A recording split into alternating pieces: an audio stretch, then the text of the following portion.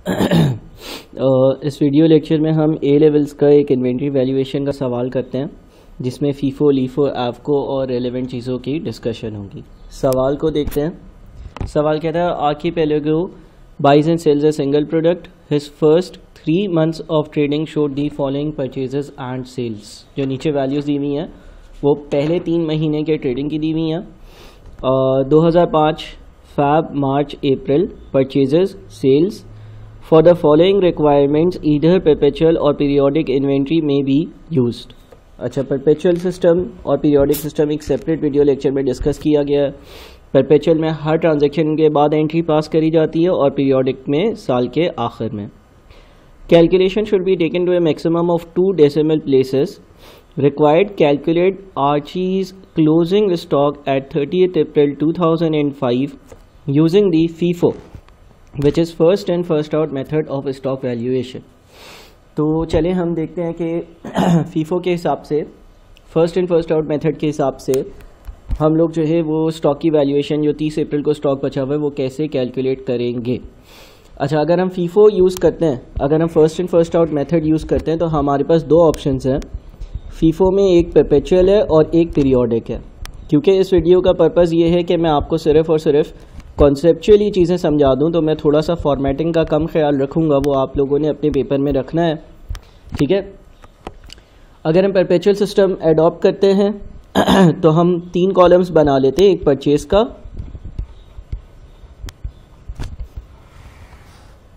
एक सेल्स का, purchases, sales और बैलेंस, और एक मंथ का बना लेते हैं। ज़रा गौर से देखिएगा। देखो होगा ये कि अगर हम फैब की बात करते हैं तो फैब में मैंने 300 चीज़ें परचेज़ करी हैं और एक चीज़ 25 रुपए की परचेज़ करी है। मैं मंथ में फैब लिखूँगा 300 into 25, 300 into 25 is equals to 300 into 25 is equals to 7500। ये मैंने परचेजेस की हेडिंग में लिख दिया। और बैलेंस में भी मैंने 300 इंटू 25 यानी कि 7500 लिख दिया। अच्छा, इसके बाद फैब में मैंने सेल्स करी है। फैब में मैंने 150 यूनिट्स बेचे भी हैं, तो सेल्स में नीचे यहाँ पर 150 मल्टीप्लाइड बाई 25 और 150 मल्टीप्लाइड बाई 25 इज़ 3750। अब अगर हम बैलेंस की बात करेंगे ना तो हम ये कहेंगे कि भाई 300 चीज़ें थी 25 वाली, उसमें से 150 बेच दी। तो जब 150 बेच दी तो बची कितनी? 150 बच गई। तो 150 इंटू 25 यानी कि 3750 हम आगे लिख देंगे। सही हो गया। इसके बाद हम फैब के बाद मार्च पर आते हैं। मार्च की अगर हम बात करते हैं तो मार्च में मैंने 120 चीज़ें खरीदी हैं और एक चीज़ मैंने 27 की ख़रीदी है। तो 120 इंटू 27 इज़ 3240 और यहाँ पर भी 120 इंटू 27 विच इज़ 3240। ठीक है, इसका मतलब अब मेरे पास 150 यूनिट्स हैं जो मैंने 25 रुपये के ख़रीदे थे और 120 यूनिट्स वो भी हैं जो मैंने 27 के ख़रीदे थे। अब मैं 210 यूनिट्स बेच रहा हूँ। अब जब मैं 210 यूनिट्स बेचूंगा तो फर्स्ट इन फर्स्ट आउट ये कहता है कि जो चीज़ें पहले ख़रीदी हैं वो पहले बेचो। विच मीन्स कि मैंने जो 150 यूनिट्स जो हैं 25 रुपये वाले वो फैब में ख़रीदे थे, पहले ख़रीदे थे। जो मेरे पास चीज़ें बची हुई हैं, मेरे पास बचा हुआ क्या है? 150 यूनिट्स 25 वाले बचे हुए हैं और 120 यूनिट्स 27 वाले बचे हुए हैं। पहले क्या ख़रीदे? पहले 150 यूनिट्स ख़रीदे 25 वाले। तो पहले मैं वो 150 यूनिट्स बेचूंगा 25 वाले, विच इज़ 3750। ये बेचकर अब क्योंकि मुझे 210 चीज़ें बेचनी थी, 150 चीज़ें तो 25 वाली बेच दी, बकाया कितना बच गया? 60 चीज़ें कहाँ से बेचूंगा? वो 120 जो 27 वाली चीज़ें उसमें से 60 बेचूंगा। तो 60 में बेचूंगा 27 वाली। 60 इंटू 27 इज़ 1620 और बैलेंस क्या बच जाएगा? देखो अब मैंने 150 चीज़ें 25 वाली बेच दी, वो मेरे पास नहीं है। 120 चीज़ें जो 27 वाली थी उसमें से 60 चीज़ें 27 वाली बेच दी, तो अब मेरे पास 60 चीज़ें 27 वाली बाकी हैं 60 चीज़ें 27 वाली, यानी कि 1620, यही बाकी है। बात को समझे ना। देखो ये हमने बेच दिया, ये नहीं है मेरे पास, और ये जो 120 थे इसमें से 60 बेच दिए हैं, तो सिर्फ 60 है हमारे पास। सही, चलो जी और आगे चलते हैं। फिर मैंने 240 चीज़ें खरीदी 29 वाली। तो हम अप्रैल पर आते हैं। अप्रैल में हम लिख लेते हैं 240 चीज़ें 29 वाली, ठीक है। 240 इंटू 29 इज 6960, 6960। अच्छा जी, तो यहाँ पर हमने लिख लिया 240 इंटू 29, 6960। उसके बाद मैंने 205 चीज़ें बेची। अब मैं first in first out method use कर रहा हूँ, तो अगर मैं 205 चीज़ें बेचूंगा, सबसे पहले तो ये 60 बेच दूंगा, सबसे पहले तो ये 60 बेच दूंगा क्योंकि ये मैंने पहले ख़रीदी थी। तो 60 इंटू 27 पहले बेच दिया, विच इज़ 1620। अब जब 60 बेच दी, 205 में से 60 पहले ख़रीदी हुई बेच दी, बाकी कौन सी बेचनी है? 145 बेचनी है, वो वाली जो 240 में से है। तो 145 में बेच दूंगा 29 वाली। 145 इंटू 29 इज़ 4205, ठीक है ना। तो अब 240 में से मैंने 145 भी बेच दी, तो बची कितनी? 95 बच गई 29 वाली, 95 बच गई 29 वाली, विच इज़ 2755। ये मेरा क्लोजिंग स्टॉक का आंसर है, जो सवाल मुझसे डिमांड कर रहा था, जो सवाल मुझसे पूछ रहा था कि फर्स्ट इन फर्स्ट आउट के हिसाब से बता दो कि क्लोजिंग इन्वेंट्री क्या होगी। फर्स्ट इन फर्स्ट आउट या फीफो मेथड में हम सबसे पहले वो चीज़ बेचते हैं जो सबसे पहले ख़रीदी होती है। और अगर आप इसको ज़रा अच्छे से एनालाइज करोगे तो आपको बात मज़ीद समझ में आएगी। अच्छा सर, ये तो परपेचुअल मेथड हो गया ना। परपेचुअल मेथड इसलिए हो गया क्योंकि आपने पूरा स्टॉक कार्ड बनाया और हर ट्रांजैक्शन पर क्या बेचा क्या नहीं बेचा उसका हिसाब लगाया।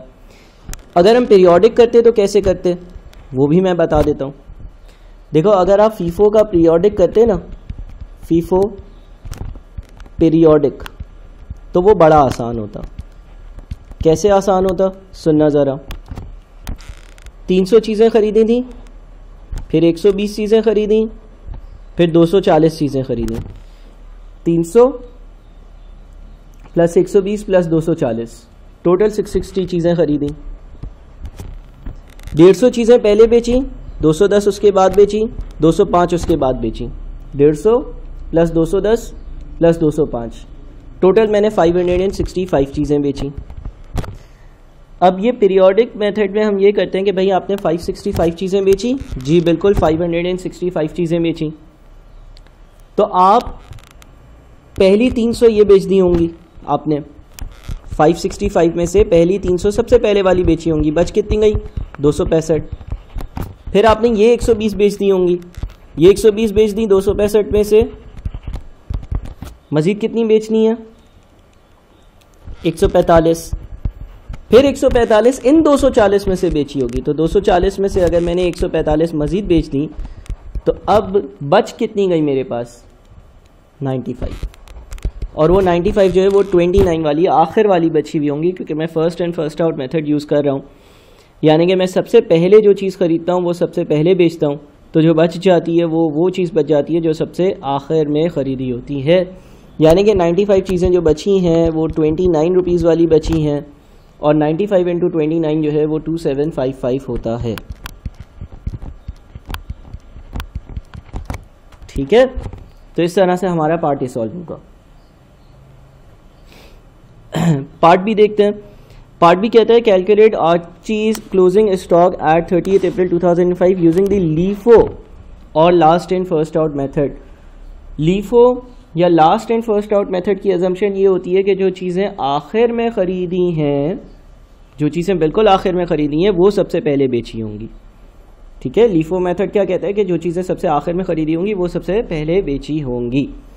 तो मैं एक काम करता हूँ कि मैं इधर ही लीफो की भी अब वर्किंग करता हूँ।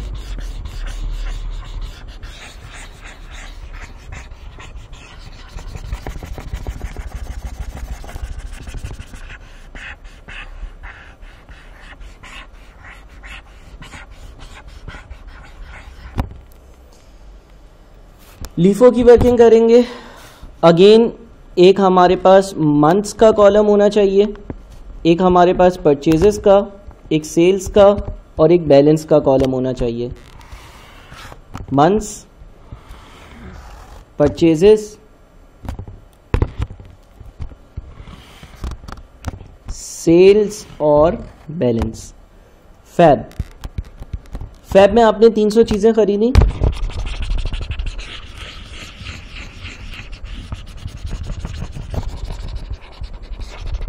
फैब में आपने 300 चीजें खरीदी और एक चीज आपने 25 की खरीदी है, तो 300 इंटू 25 कितना होता है?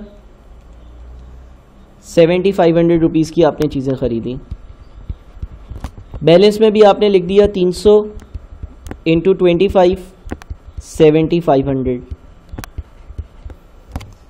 फिर आपने 150 चीजें बेच दी, 150 चीजें बेची, ठीक है ना। 25 की एक खरीदी थी, 150 चीजें जो बेची वो 25 की एक खरीदी थी, यानी कि 3750 की चीजें बेची। तो 300 में से अब 150 जब बेच दी तो 150 बच गई 25 वाली, ये भी हो गया। इसके बाद आपने 120 चीजें 27 वाली खरीदी, मार्च 120 चीजें खरीदी जो कि 27 वाली थी, तो 120 इंटू 27 3240, ठीक है ना। 120 इंटू 27 3240। इसके बाद आपने 210 चीज़ें बेच दी, 210 चीज़ें बेच दी, 210 चीज़ें सेल आउट कर दी। लेकिन अब आप मेथड यूज़ कर रहे हो लीफो। लीफो क्या होता है? लीफो होता है last in first out. Last in first out method में जो चीज़ें आपने बेची हैं ना वो वाली होंगी जो सबसे आखिर में ख़रीदी हैं। तो अगर मैं लीफो मेथड पर जाता हूँ which is last in first out, और मैंने अगर 210 चीज़ें बेची हैं तो सबसे पहले मैं सबसे आखिर में ख़रीदी हुई चीज़ें बेचूंगा, यानी कि मार्च वाली। यानी कि 210 में से 120 चीज़ें वो बेच दी जो रिसेंटली सबसे रिसेंट खरीदी थी। अभी भी कितनी बेचनी है? 210 में से 120 बेच दी, रिसेंट वाली 90 और बेचनी है। ये 90 कहाँ से बेची होंगी? ये 90 उससे पिछली वाली अगर कोई इन्वेंट्री पड़ी हुई है तो उसमें से बेची होगी। तो इसका मतलब ये हो गया कि मैंने यहाँ पर 120 चीज़ें बेची जो कि बिल्कुल अभी रिसेंटली ख़रीदी थी 27 पर, और 90 चीज़ें वो बेची जो मैंने कुछ टाइम पहले ख़रीदी थी 25 पर, यानी कि 2250। तो हमारा जो बैलेंस होगा वो क्या होगा? सर ये तो आपने पूरी बेच दी ना, और जो ये 150 है 150 इसमें से 90 बेच दी, 150 में से 90 बेच दी है तो कितनी बच गई हैं? 60 बच गई हैं 25 वाली, यानी कि 1500। ठीक है भाई। अच्छा जी, उसके बाद क्या हुआ? उसके बाद आपने अप्रैल में 240 चीज़ें खरीदी। अप्रैल 240 चीज़ें खरीदी, एक चीज़ 29 की खरीदी है, 240 इंटू 29 इज 6960। बैलेंस में भी आपने लिख दिया कि अब आपके पास 240 चीज़ें 29 वाली भी हैं, 6960। फिर आपने 205 चीज़ें बेची। अगेन क्योंकि आप last and first out use कर रहे हो ना, तो सबसे रिसेंटली क्या ख़रीदा है? सर सबसे रिसेंटली ये 240 चीज़ें ख़रीदी हैं, तो आप एज्यूम करोगे इसमें से आपने 205 चीज़ें बेची होंगी। तो ये 60 जो पहले ख़रीदी थी ये यहाँ पर इंटैक्ट है, और जो 240 खरीदी थी उसमें से 205 अगर बेच दी तो 3529 वाली वो भी बाकी हैं। 35 इंटू 29 1015। ठीक है। तो आपका जो क्लोजिंग स्टॉक होगा, आपके पास 60 चीज़ें 25 वाली हैं और 35 चीज़ें 29 वाली हैं। अच्छा, यहाँ पर सेल्स में भी ये लिखा जाएगा ना, 205 इंटू 29 जो आपने बेचा, 205 इंटू 29 यानी कि 5945। ठीक है। तो आपके क्लोजिंग स्टॉक की जो वैल्यू होगी वो होगी 1500 प्लस 1015 विच इज़ 2515। ये लीफो हो गया। और लीफो में भी हमने कौन सा मेथड यूज़ किया? परपेचुअल। लीफो परपेचुअल किया। अच्छा सर, लीफो पीरियोडिक करते, लीफो पीरियोडिक कर लेते हैं। टोटल कितनी चीज़ें बेची हैं? 150 plus 210 plus 205, 565। Last and first out assume करता है कि आखिर से बेचना शुरू करी होंगी, यानी कि 565 में से ये 240 बेच दी।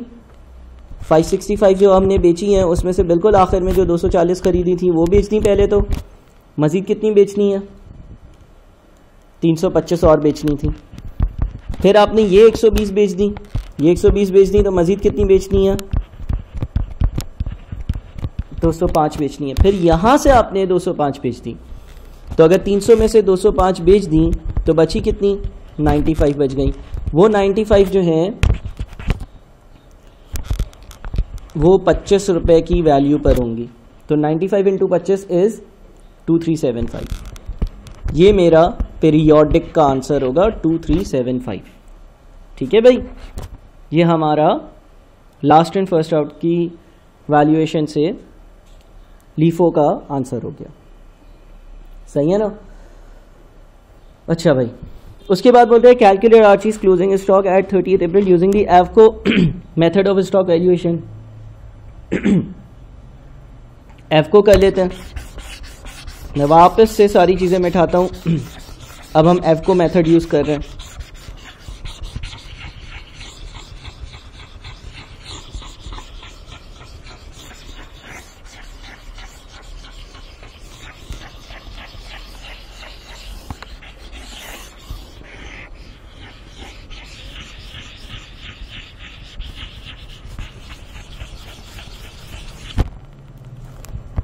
ठीक है भाई, अब हम एफको मेथड यूज़ करें, एवरेज कॉस्ट, और उसमें भी हम पहले परपेचुअल देखते हैं।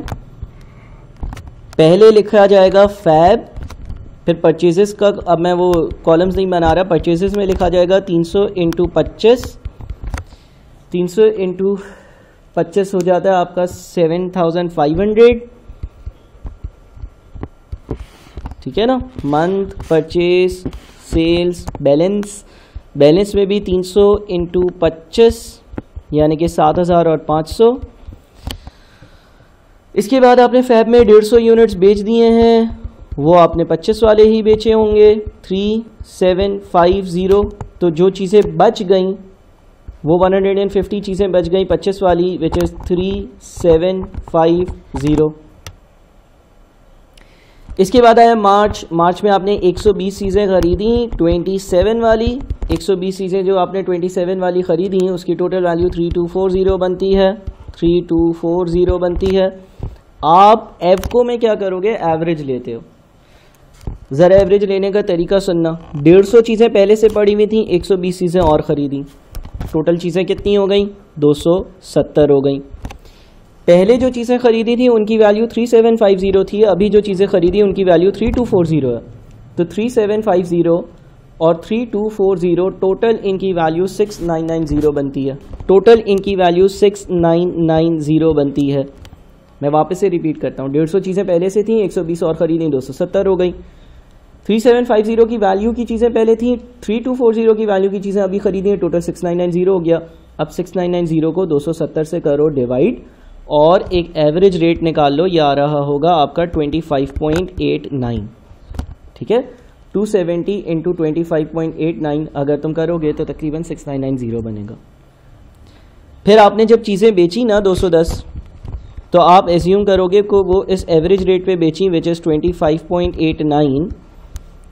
तो 210 इंटू 25.89 बनता है आपका 5437, तकरीबन 5437 बनता है। यानी कि जो आपने चीज़ें बेची वो 5437 की बेच दी।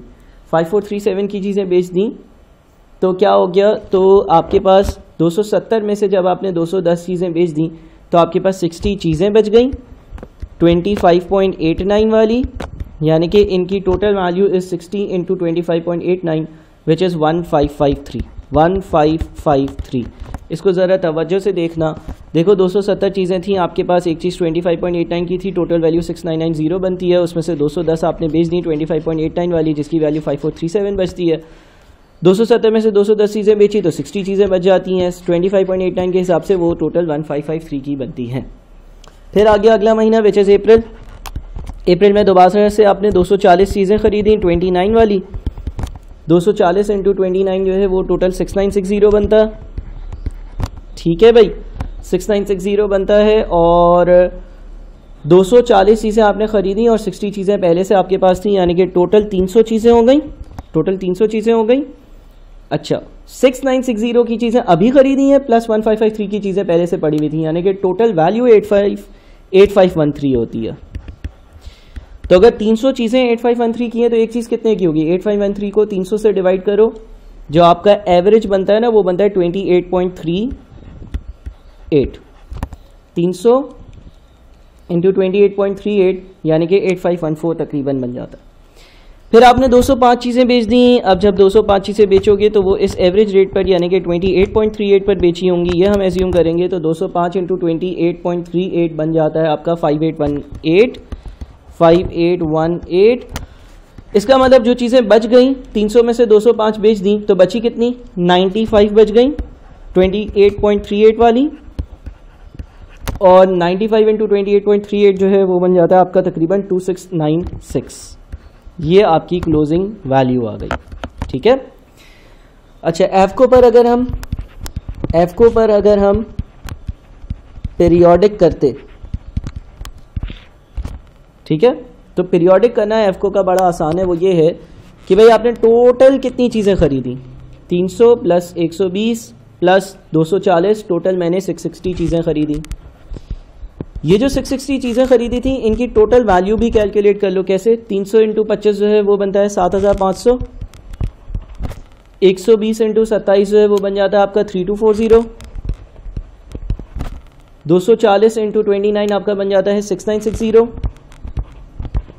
यानी कि जो आपने सारी चीज़ें खरीदी ना 660, उसकी टोटल वैल्यू थी 7500 प्लस 3240 प्लस 6960, टोटल बनता है 17700। तो 17700 की अगर 660 चीज़ें हैं तो एक चीज़ निकालने के लिए, एक चीज़ की वैल्यू निकालने के लिए 17700 डिवाइडेड बाई 660 26.82 का रेट आता है। आ गया 26.82 का रेट। रिपीट, 17700 डिवाइडेड बाई 660 26.82 का रेट आता है। अच्छा, आपने जो चीज़ें बेची हैं 150 प्लस 210 प्लस 205, आपने टोटल 565 चीज़ें बेची हैं। तो अगर 660 में से आपने 565 चीज़ें बेच दी हैं तो बची कितनी होंगी? 660 माइनस 565, 95 चीज़ें बची होंगी। आप ये कहोगे कि ये 95 चीज़ें जो है वो 26.82 के हिसाब से पड़ी हुई हैं मेरे पास, तो 95 इंटू 26.82 इज़ 2548 की वैल्यू, ठीक है। तो इस तरह से हमारा पीरियोडिक आपको हो जाता है। अच्छा, आगे वाले पार्ट पे चलते हैं। बोलते हैं calculate Archie's gross profit using each of the above methods of stock valuation. अब इसके लिए आपके पास पार्ट ए, बी और सी के आंसर्स होने चाहिए। मैं परपेचुअल के हिसाब से पहले प्रॉफिट कैलकुलेट करता हूँ।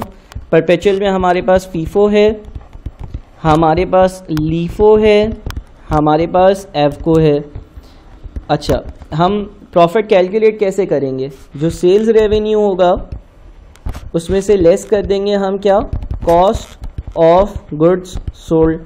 ओपनिंग स्टॉक कुछ भी नहीं है, तो हम जो भी परचेजेस होगी उसमें से क्लोजिंग स्टॉक को जब हम माइनस कर देंगे तो हमारा कॉस्ट ऑफ गुड्स सोल्ड आ जाएगा।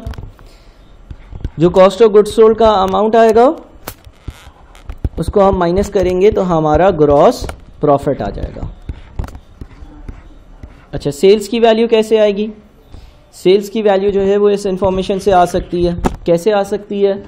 150 चीज़ें 35 वाली प्लस 210 चीज़ें 38 पर बेची प्लस 205 चीज़ें 41 पर बेची, यानी कि आपने टोटल जो चीज़ें बेची ना वो 21635 की बेची। टोटल जो आपकी सेल्स है वो 21635 है। 21635 की आपने टोटल सेल्स करी है। 21635 की आपने टोटल सेल्स करी है। परचेजेस कहाँ से आएगी? ये जो आपने चीज़ें खरीदी हैं उसकी 17700 वैल्यू आपने कैलकुलेट करी थी, तो परचेजेस की जगह लिख दो 17700, 17700, 17700। क्लोजिंग स्टॉक कैसे आएगा? आपने फीफो, लीफो, एफको का पार्ट नंबर 1 में परपेचुअल सिस्टम करा और उससे आपने क्लोजिंग स्टॉक की वैल्यूज़ निकाली थी। परपेचुअल में, फीफो में जो हमारी क्लोजिंग स्टॉक की वैल्यू आ रही थी वो आ रही थी 2755 परपेचुअल में लीफो में जो हमारे क्लोजिंग स्टॉक की वैल्यू आ रही थी वो आ रही थी 2515। परपेचुअल में जो हमारे एफको के हिसाब से क्लोजिंग स्टॉक की वैल्यू आ रही थी वो आ रही थी 2696। तो 17,700 माइनस 2755 ये बन जाता है 14945। दूसरा 17700 माइनस 2515 यानी कि 15185 15185। तीसरा 17700 माइनस 2696 यानी कि 15004। तो 2165 माइनस 14945 6690। दूसरा हमारा होगा 2165 माइनस 15185 यानी कि 6450। तीसरा हमारा होगा 2165 माइनस 15004 यानी कि 6631। ठीक है, ये परपेचुअल हो गया। अच्छा सर, अगर पीरियोडिक से करना होता तो क्या होता? पीरियोडिक से करना होता तो कुछ भी नहीं होता। पीरियोडिक से अगर आप करते तो देखो ये तो परपेचुअल हो गया ना। मैं इसको पीरियोडिक पे ले जाता हूँ, मैं इसको कर देता हूँ पीरियोडिक। अच्छा, पीरियोडिक में फीफो के हिसाब से जो क्लोजिंग स्टॉक की वैल्यू आ रही थी वो यही आ रही थी, तो आंसर भी यही होगा। ठीक है ना। अच्छा, लीफो के हिसाब से पीरियोडिक में जो क्लोजिंग स्टॉक की वैल्यू आ रही थी वो डिफरेंट आ रही थी। वो आ रही थी हमारी 2375, या आप चेक कर सकते हो। तो 2375 अगर आ रही थी तो 1770 माइनस 2375, 1770 माइनस 2375, 1700 माइनस 2375, सॉरी 15325, 15325 और 2165 माइनस आंसर यानी कि 6310। और एफको के हिसाब से क्लोजिंग स्टॉक की वैल्यू जब हम पीरियोडिक यूज़ करते हैं तो 2548 आ रही थी। तो 17700 माइनस 2548 इस 15152, और जब हम ये माइनस करते हैं 2165 में से तो 6483। ठीक है भाई, तो ये मैंने जल्दी से एक सवाल सॉल्व किया। आप आराम से टाइम लगा कर इसको कॉपी करें, आपको पीरियोडिक, परपेचुअल और फीफो लीफो एफ को अच्छे से बहुत समझ आ जाएगा। ठीक है, ये था आपका ए लेवल्स का मई 2007 का क्वेश्चन नंबर 2। बहुत शुक्रिया।